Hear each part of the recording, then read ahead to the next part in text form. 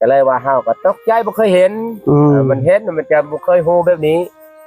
แต่ก็น้อยก็ถามก็เพชรได้ก็ขออภัยหลาย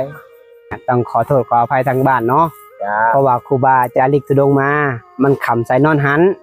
แต่ที่นี่ครูบาเป็นคนละเทิง โอ้บรูเฮา คนรู้และที่นี่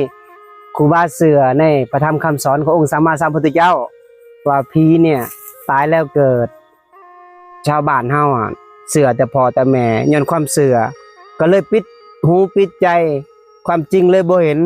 ถ้าจะเปิดจิตเปิดใจจะสิเจอความจริงความเสือมันก็สิหมดไป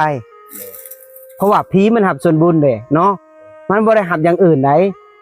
พี่เปรตปุถุชนหับส่วนบุญเด้อโยมพ่อโยมแม่เนาะให้เข้าใจเนาะคนเราเทิงตะกี้ครูบาก็ถือผีคือกันพ่อแม่ถือผีเพราะว่าเราเทิงเฮามันคือที่บ่เข้าใจมันชายตัวนี้บ่แม่นบ่นับถือ เพราะว่าบ่สำรบแต่พ่อแต่แม่ก็ถือผีแล้วทีนี้ครูบามาบวชแล้วมาบำเพ็ญเพียรภาวนามาอยู่ในพีพระชาติ4 เดือน3 เดือนอยู่มาตลอดเวลา4 ปีแล้วครูบามาเจอว่าผีนี่พิสูจน์ได้เลยว่าเขาหับส่วนบุญเขาบ่ได้หับ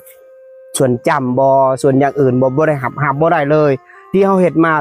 ศูนย์เปล่าอย่างอื่นน่ะนะคันเฮาเฮ็ดแบบผ้าเขาตำมักผิกตำมักแตงตำมักหุงลงสังหารในผู้บำเพ็ญเพียรภาวนาผู้รักษาศีลได้แผ่เมตตาผู้ที่ตายไปเป็นผีเปรตได้หาผลบุญเขาจะได้ไปเกิดอย่างอื่นนะครับบ่ได้เด้อโยมพ่อโยมแม่เด้อให้เข้าใจสั่นเด้อนี่แหละคนเราเทิงถ้าบ่บอกคันตาตามกวยรูให้เจ้าต่างหนาวแม่นบ่